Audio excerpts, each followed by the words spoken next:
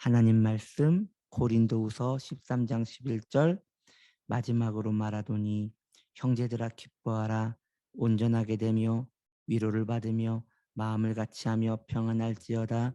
또 사랑과 평강의 하나님이 너희와 함께 계시리라. 거룩하게 입맞춤으로써 무난하라. 아멘.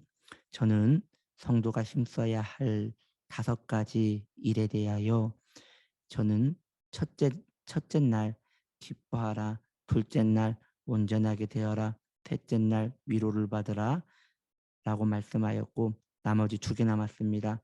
마음을 같이하라, 다섯째 평안하라. 오늘은 마음을 같이 하라 라는 제목으로 말씀을 나눕니다. 성도는 하나님과의 관계를 신경 쓰고 중요하게 생각합니다. 우리가 기억해야 할 것이 있습니다. 성도와 잘 지낸다고 하여 하나님과의 관계가 꼭 좋을 수는 없는 것 같습니다. 그러나 반대로 성도가 하나님과 좋은 관계를 맺고 있다면 그는 틀림없이 다른 성도와 좋은 관계를 맺고 살 수 있다는 것이지요. 우리는 그리스도를 닮아가기를 소망합니다. 그렇다면 우리 주 예수님의 가장 두드러진 성향을 한 가지 말한다면 그것이 무엇일까요?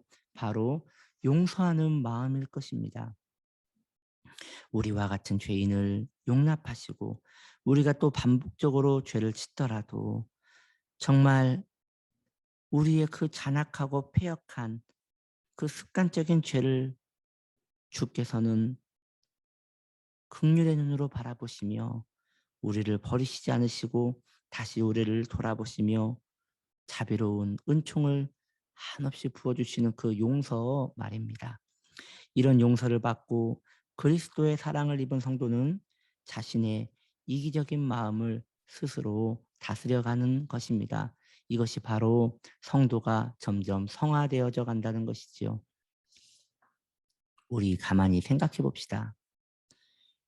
정말 밉상인 사람이 있습니다. 나뿐만 아니라 다른 사람도 그 사람을 싫어합니다. 참 그 사람은 말을 이쁘지 않게 합니다. 때로 말로 상처도 주고요.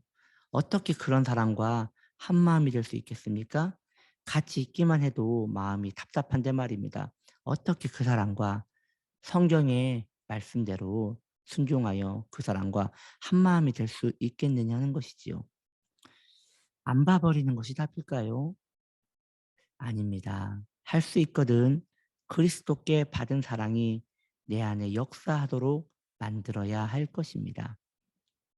그렇게 우리는 잘 안 되는 것을 그 안 되는 그 마음을 흉내라도 내려고 노력하는 과정 가운데 그리스도를 닮아가는 것이지요.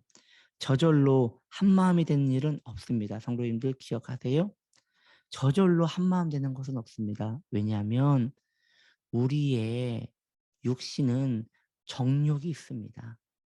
하나님이 사랑하시는 영혼도 있지만 우리의 육신, 우리의 정욕이 있기에 우리의 정욕은 매우 이기적이거든요. 그래서 나 자신을 사랑하게 되어져 있거든요. 우리는 나 자신을 사랑하는 내 육신의 정욕을 계속 대적하여 부딪혀야 하는데 그 좋은 방법이 다른 이와 한마음 되는 것입니다. 내가 나만 알고 내가 나만 사랑하는데 어떤 이와 부딪힐 때 우리는 언제나 내 입장에서 생각하고 내 입장에서 말하려고 하고 내 입장에서 그 사람을 판단하려 할 것입니다. 이것이 성도에게 무슨 유익이 있겠습니까? 내 입장에서 내가 나를 드러내려 할 때 그때 절제하십시오. 그리고 어떻게 하면 저 사람과 한마음이 될 수 있을지 기도하십시오. 그리고 내 안에 있는 이기적인 마음을 조금씩 내려놓고 그 사람과 맞추려고 하는 이것이 말씀에 대한 순종입니다.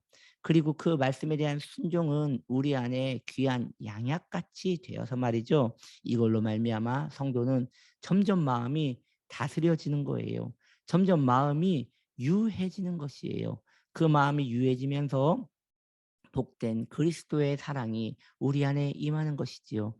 우리 주님께서 그 대표적인 우리 주님의 성향이 용서하는 마음, 자비롭게 우리를 긍휼히 여기시는 용서하는 마음이라고 저는 방금 말씀드렸습니다. 주님께서 우리를 용서하셨기에 우리를 용납하셨습니다. 우리도 그와 같이 해야 합니다. 우리도 누군가를 늘 용서할 마음이 있어야 합니다.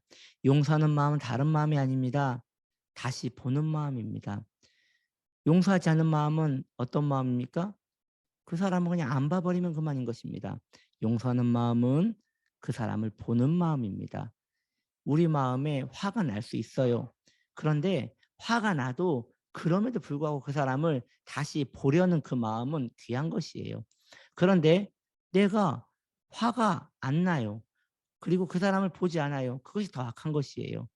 마음이 하나 되기 위해서는 우리 주님께서 그 마음이 썩어 문드러져도 우리의 죄악된 삶을 보시며 우리를 용서하시기 위하여 다시 접근하시고 우리가 그분께 나아갈 때마다 긍휼을 베푸시는 것처럼 우리도 누군가에 대하여 특히 내 마음을 아프게 하는 자에 대하여 정말 한 마음이 되기 어려운 그 사람을 위하여 우리도 내 마음을 해제하여 무장 해제하여 그 사람과 한 마음 한 몸 될 수 있도록 다시 그 사람을 보는 것이지요. 가까이 하는 것이지요.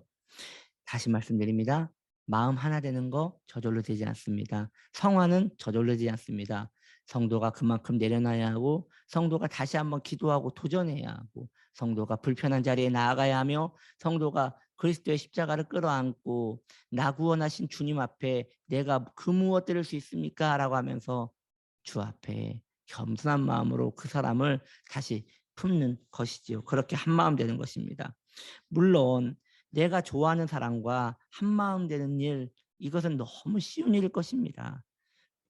불편해도 도망가지 않고 그 불편한 사람을 위하여 기도하고 후회하면서도 또 손해보면서도 다시는 안 본다라고 하면서도 다시 보려는 그 마음, 이것이 그리스도께서 나에게 베푸신 은혜를 기억하며 또 시도하는 그 일 자체가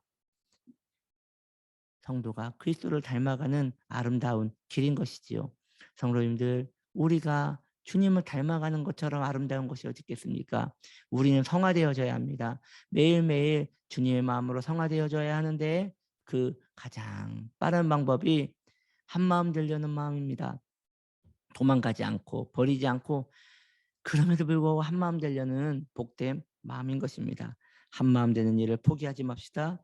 누군가와 불편하다면 그것은 그리스도와 내가 점점 닮아갈 수 있는 귀한 재료가 된다는 것을 아시고 한마음 되는 데에 그 마음을 부드럽게 하시는 저와 여러분 되시기 바랍니다. 말씀을 정리할까요? 다른 게 아닙니다. 우리 예수님 사랑 받았잖아요. 그렇죠? 우리 예수님 사랑을 많이 받았습니다. 그 사랑 너무 커서 우리가 감당 못할 사랑입니다. 근데 그 사랑 우리 마음에 있습니까? 있다면 조금만 떼어 그것을 우리의 삶에 적용한다면 우리가 품지 못할 사람이 어디 있습니까? 나 같은 죄인 품어주신 주님도 계시는데 내가 못 품어주신 내가 그 누구도 품어줄 수 없다면 우리는 너무 이기적인 사람 아닐까요? 예수님의 사랑이 우리 안에 있다면 우리도 그 사랑을 나누고 한마음 되려는 복된 마음, 그것 때문에 내가 겪는 불편함, 고통, 답답함은 나를 성화시키는 재료라고 믿고 그 은혜 안에 머무는 저와 여러분 되기를 축복합니다. 할렐루야. 기도하겠습니다.